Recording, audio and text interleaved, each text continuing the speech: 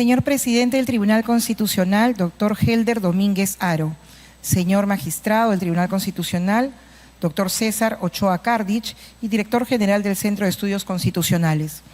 Señor Edi Chávez Huanca, con todos los presentes, buenas tardes. En el marco del 30º aniversario del Tribunal Constitucional, que se celebra el 24 de junio, se ha programado la Semana del Cine y Derecho Constitucional del 22 al 25 de junio. El día de hoy damos inicio a la presente jornada, invitando en primer lugar al doctor César Ochoa Kardich a dirigir unas palabras. Buenas tardes a todos y todas. Estamos el día de hoy inaugurando esta Semana del Cine y Derecho Constitucional, que debo recalcar, en honor a la verdad, es una iniciativa de nuestro presidente, el magistrado Helder Domínguez, que ha sido un cinéfilo de toda la vida, entiendo yo, y siempre le han gustado las actividades de Cineforum, Cineclub, así me ha comentado, y está muy interesado en promover, como parte de las actividades culturales, ¿no?, del Tribunal Constitucional, una Semana del Cine, teniendo en cuenta la relación entre el cine y el derecho, porque el derecho, como ustedes han dado cuenta, es como la vida misma, ¿no? Todos los grandes problemas y los pequeños problemas pueden tener una solución jurídica, ¿no? Y esto también se proyecta en el cine. Por tanto, hay una intersección entre el cine, el derecho y la vida, ¿no? Y la vida individual y social. Y por eso se ha seleccionado un conjunto de películas que tienen una relevancia social y también jurídica, ¿no? Por ejemplo, el día de hoy tenemos El poder en el cine y después 12 hombres en pugna. Esta última yo la vi hace muchos años, de Sidney Lumet, ¿no? Y sobre ella habrá un conversatorio, ¿no? Y que trata sobre la deliberación en el sistema judicial norteamericano a través del jurado,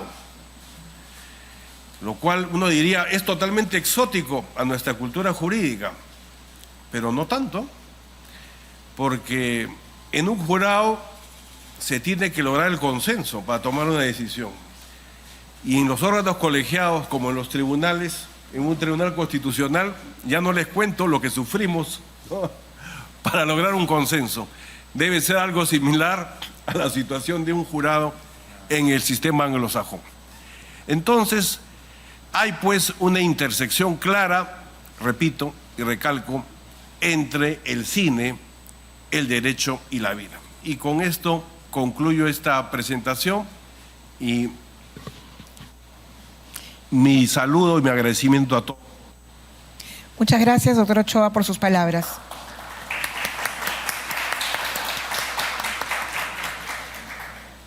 A continuación, las palabras del doctor Helder Domínguez Haro, presidente del Tribunal Constitucional. Gracias. Tengan todos ustedes muy buenas tardes.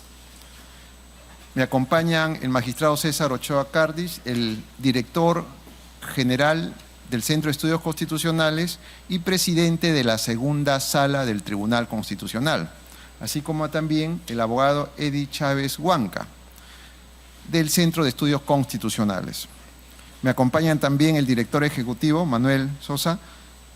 Y esto es importante, ¿por qué? En principio, el agradecimiento del Centro de Estudios Constitucionales por haber aceptado y haber acogido esta idea de la relación o conexión entre derecho y cine. Por la sencilla razón de que este es un instrumento, un insumo para tener una mejor interpretación o ayuda a la interpretación jurídica. Y es importante también esa relación entre el derecho y las artes, el derecho y las artes escénicas, como por ejemplo el teatro, el cine o también la literatura. Y es que nosotros todos los días hacemos interpretación, ¿eh? Todos los días interpretamos, porque vivimos en un mundo de normas. Ustedes, para trasladarse seguramente, habrán tenido que o venirse en bus, en movilidad, y el solo hecho de hacer un pago, ya ese es un contrato verbal. Estamos sujetos, entonces, a coexistir y convivir con normas jurídicas. Y al hacerlo, estamos interpretando, porque la única forma para aplicar el derecho es a través del instrumento de la interpretación. Y en consecuencia, jóvenes, una de las formas o recursos o insumos para tener una interpretación acorde con la realidad es el cine. El cineasta peruano Daniel Rodríguez Risco señalaba, por ejemplo, que el cine es una suerte de espejo de la realidad de un país. En consecuencia, cuando vemos los modelos de tribunales a través del cine, entonces podemos tener una idea de cómo es la dinámica de la justicia en estas altas cortes. Por eso nos causa bastante placer la presencia de todos ustedes jóvenes, porque a través de su asistencia nos dan cierto brillo al derecho. Y hoy nos va a acompañar virtualmente el magistrado colombiano Martín Agudelo Ramírez, quien también es a su vez director de cine. Él estará comentando, ¿sí?, el mediometraje El poder en el cine. Él es profesor de la Universidad Pontificia Bolivariana de Colombia, a quien tuvimos la oportunidad de conocer acá en el Perú. Ya ha venido varias veces al Perú precisamente para disertar sobre esta conexión cine y derecho. Ahora, lo que estamos haciendo nosotros no es nada novedoso en el mundo jurídico. Ya hay experiencias sobre este tipo de actividades. Por ejemplo, la misma Corte Suprema de Justicia del Perú, hace ya varios años, hace este tipo de festivales de cine, de exposiciones sobre películas. Igualmente, en alguna oportunidad en la Academia de la Magistratura se ha impartido este curso. Y solo para hablar en el caso peruano, el Tribunal Constitucional, a través de su fondo editorial, ya ha publicado una obra sobre el derecho constitucional en el cine y en series de la televisión, que esa es una novedad. Y decíamos, la experiencia comparada, por ejemplo, en la Suprema Corte de Justicia de México, también hacen sus festivales, al igual que su tribunal electoral. Igual experiencia la encontramos en Brasil y en algunas universidades estadounidenses, como también, por ejemplo, en la Academia Alemana de Jueces. ¿Por qué? Porque es una interesante metodología para acercarnos al derecho. En consecuencia, le invitamos a todos ustedes, a través del Tribunal Constitucional, no solamente poder analizar estas películas que en esta semana se proyectan, que son algunas de tantas que tratan de explicar la naturaleza del ser humano a través de las películas, sino también a leer los libros que se publican al respecto, como también varias películas hoy que vivimos en un mundo audiovisual, en un mundo de imágenes y que ciertamente nos ayudan en nuestra formación profesional. En ese sentido, reitero mi agradecimiento a los organizadores por confiar en este tipo de actividades y también a ustedes, porque con su presencia nos motiva, nos impulsa a seguir realizando este tipo de actividades que finalmente va a servir para su desarrollo estudiantil, su desarrollo universitario y su desarrollo profesional. Bienvenidos a todos ustedes y damos pues iniciado esta actividad. Muchas gracias. Muchas gracias, señor presidente. Acto seguido, el señor Eddie Chávez Huanca llevará a cabo una breve presentación, como usted lo bien dijo, presidente, de la exhibición del mediometraje El poder en el cine, del año 2017. dirigido por el magistrado y director de cine, el señor Martín Agudelo, desde Colombia. Buenas tardes a todos los presentes y mi agradecimiento a cada uno de los organizadores de las diferentes direcciones para que se haga posible esta actividad. Y con el permiso de los señores magistrados, paso a hacer una breve presentación de lo que viene a ser la siguiente etapa, ¿no? Que es ver las películas. Primero voy a hacer la presentación, de ahí vamos a escuchar al magistrado Martín Agudelo para que en un lapso de 15 minutos nos pueda comentar de qué trata el poder en el cine, ¿no? Darnos algunas claves para nosotros aprovechar mejor esa película. Bien, Martín Agudelo tiene una peculiaridad, ¿no? Es magistrado, director de cine y filósofo, y lo ha materializado para ver la justicia desde el audiovisual. Es curioso, ¿por qué es curioso? Porque normalmente el guión escrito da paso al producto audiovisual, pero en el caso de Martín, él hace las películas y después salen los libros fruto de las películas, en fin. El profesor Agudelo tiene también publicaciones como El problema de la fundamentación filosófica de los derechos humanos. Tiene un trabajo sobre Alan Moore, dilemas jurídicos, políticos y morales a partir de la novela gráfica y el cine. Tiene otro trabajo, El poder político, su fundamento y sus límites desde los derechos del hombre. Y Cine y derechos humanos, una aventura fílmica. Este libro lo van a poder encontrar en la biblioteca del Centro de Estudios Constitucionales. También tiene unas películas, Un camino para Tomás, 2019, Sara, la fuerza del mar, 2024, ambas de corte judicial. Muy bien. Por otro lado, la película va a durar 38 minutos, ¿no? ¿Cuáles serían las instrucciones para cada uno de nosotros y poder aprovecharla de la mejor manera? Aparte de disfrutarla, podríamos hacer el descubrimiento de la estructura de la película, ¿no? Y en base a eso identificar qué funciones tiene el color, qué funciones tiene el narrador, qué funciones tiene el tiempo. Sé que es un trabajo a mediano o largo plazo, pero que serviría mucho para, por ejemplo, lo que los señores magistrados nos han indicado, ¿no? Hacer una suerte de pedagogía jurídica desde las imágenes. Podríamos hacernos preguntas por qué escena captó nuestra atención, qué diálogo podemos recordar a la hora que veamos 12 hombres en pugna, por ejemplo, qué cosa no te gustó de pronto de la película y tú podrías haberla hecho mejor, qué personaje principal o secundario te ha llamado la atención, todo desde un ángulo, en la medida que cabe y sea necesario, jurídico. Muy bien, vamos a darle el pase entonces al magistrado Martín Agudelo Ramírez. Adelante, Martín. Buenas tardes a todos los presentes, al doctor Helder, magistrados del Tribunal Constitucional, jueces, colegas, estudiantes, apasionados del derecho y el arte. El cine es un espejo de la realidad, es mucho más que entretenimiento, es un reflejo profundo de lo que somos como sociedad. Cuando entramos a una sala y las luces se apagan, la pantalla se convierte en un espejo incómodo que nos obliga a mirar de frente la crisis de nuestro mundo. En la política y el derecho, esta relación funciona en dos sentidos.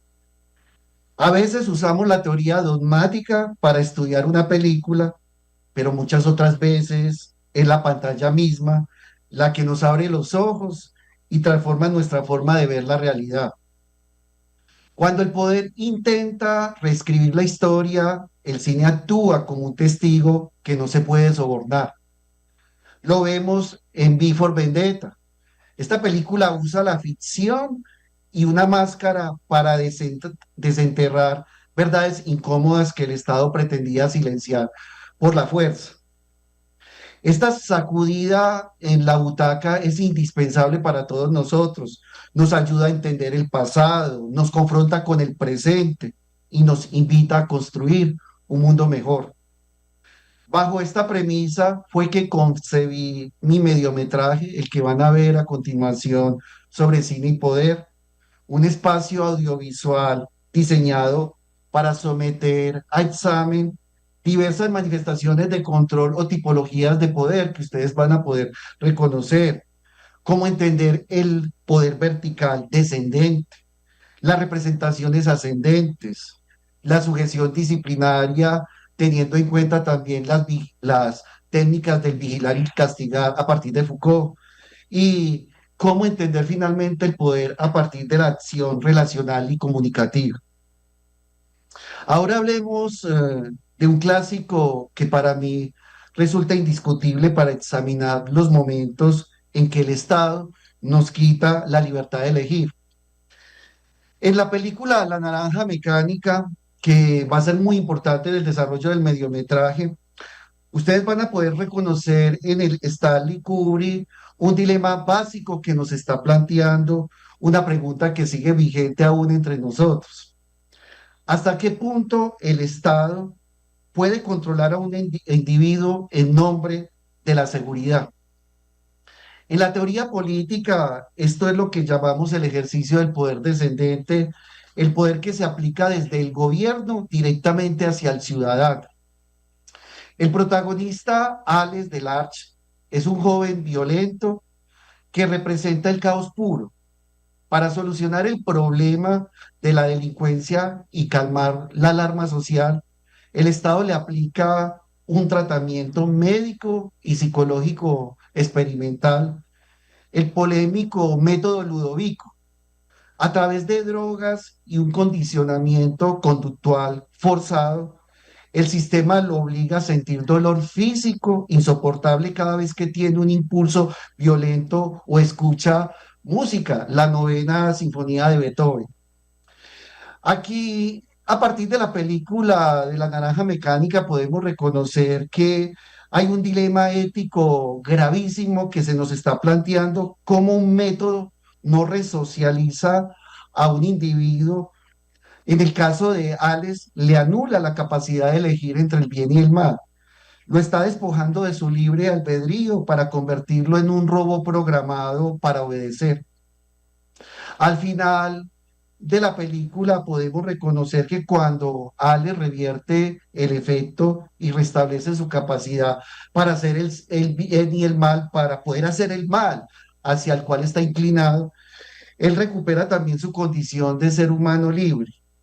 En la película la advertencia es tajante, un poder estatal sin límites, incluso cuando busca el orden público, termina destruyendo la dignidad humana.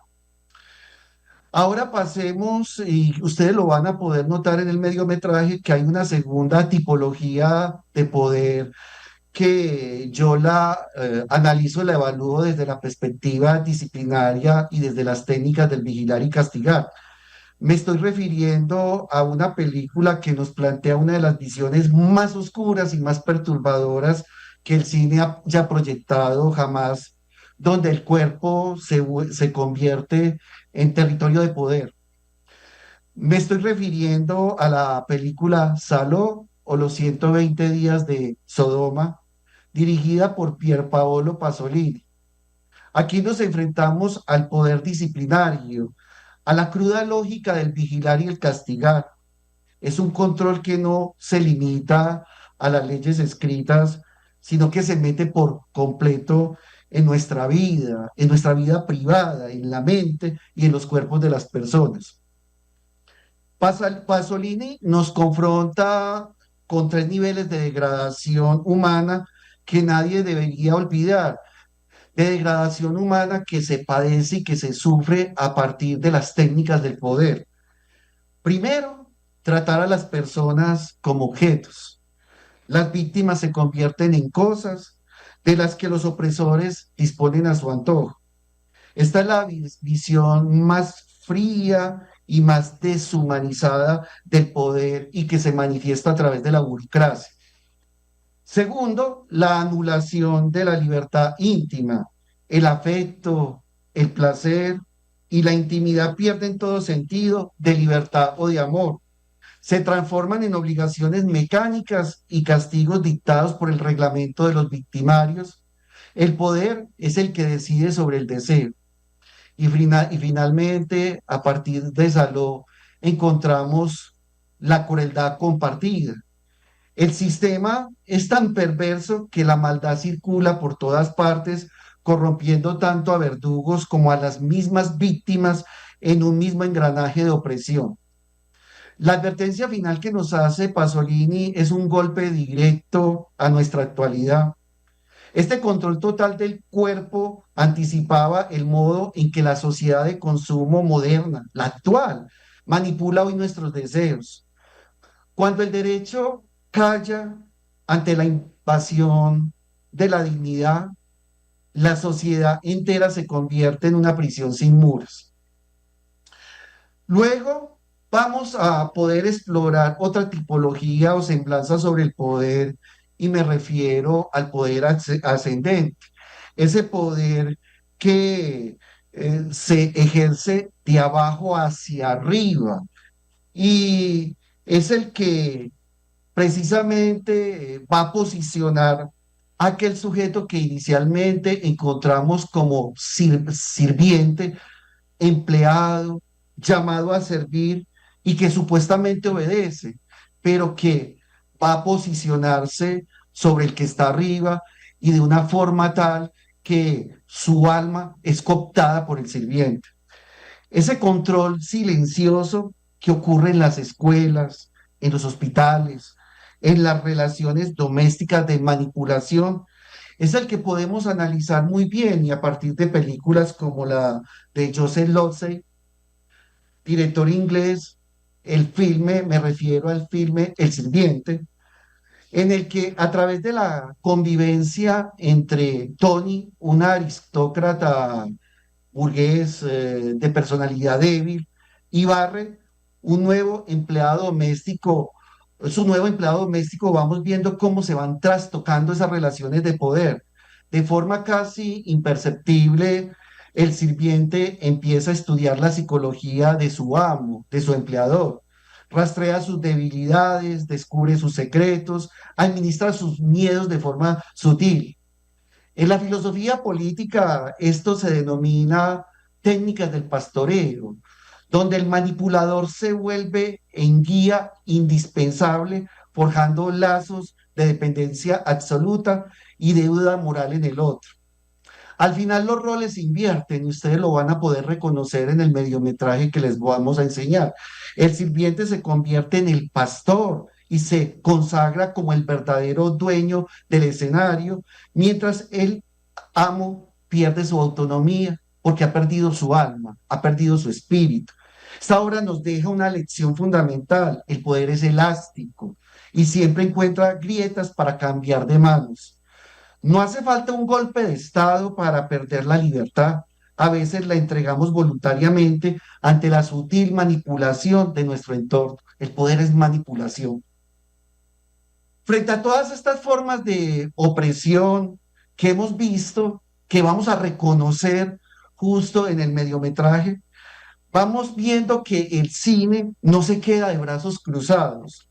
La gran pantalla también ha construido los más grandes argumentos de la historia a favor de la libertad y de la resistencia. El poder de pensar por nosotros mismos y que está en nuestras manos. Un ejemplo inolvidable lo encontramos en el gran filme de Charles Chaplin, El Gran Dictador. Las palabras de un humilde barbero demuestran que el verdadero poder no radica en las armas ni en el miedo, sino en la solidaridad, en el consenso ciudadano dentro del espacio público. Pero para que esta resistencia sea real, se necesita responsabilidad ética individual de cada uno de nosotros. Sobre esto nos hace reflexionar mucho la película Hannah Arendt, dirigida por Margarete von Trotta, que documenta el juicio real al criminal nazi Adolf Eichmann. Lo verdaderamente aterrador es que este hombre, Eichmann, no era un hombre, un monstruo con motivaciones demoníacas. Era un burócrata común y corriente que cumplía órdenes sin pensar en las consecuencias humanas de sus actos. A esto, Hannah Arendt lo llama banalidad del mal. Ocurre cuando los miembros de una comunidad renuncian a juzgar moralmente sobre lo que está bien y lo que está mal, convirtiéndose en ejecutores de las peores tragedias de la historia. Este es el peligro del hombre masa que se deja llevar por la corriente. La advertencia es contundente. Cuando dejamos de pensar por nosotros mismos, entregamos nuestra libertad. El poder de cambiar las cosas no está allá arriba, está literalmente en nuestras manos. Para concluir, quiero hacer énfasis en el tema de nuestras jornadas de cine y derecho constitucional. quiero vincular a partir de todas estas semblanzas del poder los tópicos o las temáticas de cine, constitución y sentimientos. Cine, constitución y empatía. La advertencia final que nos hace el cine político y jurídico es contundente. El abuso de poder se arraiga cuando los ciudadanos dejamos de pensar críticamente y no fiscalizamos a la autoridad. Cuando obedecemos las normas de manera automática, escudándonos en el positivismo ciego de que la ley es la ley. Cuando perdemos la capacidad de mejorar y de aspirar a una sociedad justa. Frente a este peligro, el cine nos exige recuperar el debate, la argumentación sólida y sobre todo la empatía de ponernos en los zapatos del otro. Esta búsqueda axiológica y pedagógica ha constituido precisamente una de mis principales obsesiones como guionista y director de cine. De hecho, se erigió en el núcleo conceptual que me impulsó para realizar mi cortometraje Un guardián ante el espejo y que luego articuló la narrativa de mi largometraje Sara, la fuerza del mar. La Constitución es un documento vivo que recoge los sueños, los dolores y las esperanzas de un pueblo. Lamentablemente suele ser secuestrada por visiones mezquinas y burocráticas que alejan la ley, la norma de normas, la Constitución, de la realidad humana. Por eso es indispensable acudir a lo que llamamos educación sentimental. El derecho no puede seguir divorciado de la dimensión emocional humana. Necesitamos espacios públicos dignos donde quepan nuestras diferencias. El arte y las letras nos ofrecen esa sensibilidad, especialmente a los abogados, a los jueces, que a veces quedamos atrapados en la frialdad de los códigos. Nunca olviden, la letra de la ley, alejada del espíritu, mata. La literalidad de la norma, divorciada de su sustrato ético y espiritual, termina por aniquilar el derecho. En este camino, el cine es la herramienta pedagógica definitiva para la mejor comprensión del derecho constitucional. Sus imágenes crean puentes claros hacia el examen de los valores fundamentales que están en nuestras cartas políticas. Nos permite sentir y cuestionar la vigencia material de las prerrogativas fundamentales. Lo vemos reflejado en una lista interminable de películas en distintos sentidos, obras que capturan las tensiones inherentes a la libertad de expresión, el acceso a la información, la libertad de conciencia y la libre opinión.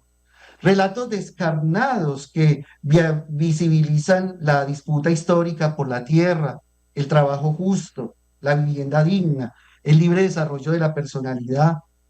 Piezas diseñadas para mirar de frente los abusos del poder y el autoritarismo, cuestionando radicalmente la búsqueda de la verdad, la protección de la vida y las garantías del debido proceso, o en producciones que ponen en el centro del reconocimiento a la memoria histórica.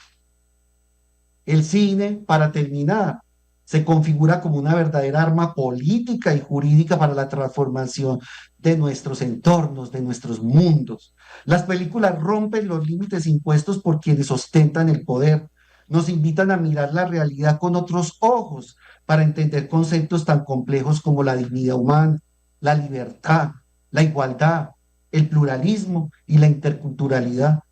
Los invito finalmente a dejarse atrapar por la magia del cine. Permitamos que el séptimo arte inunde nuestra existencia y estimule nuestra imaginación. Usemos la pantalla para derribar las barreras que asfixian el potencial humano y para construir desde la sensibilidad el derecho constitucional que nuestra sociedad necesita. Muchas gracias. Bien, muchas gracias, magistrado Martín Agudelo. Siguiendo con el programa, vamos a dar una pausa de 3 minutos para instalar el proyector y el televisor para ver El poder en el cine. Muchas gracias nuevamente.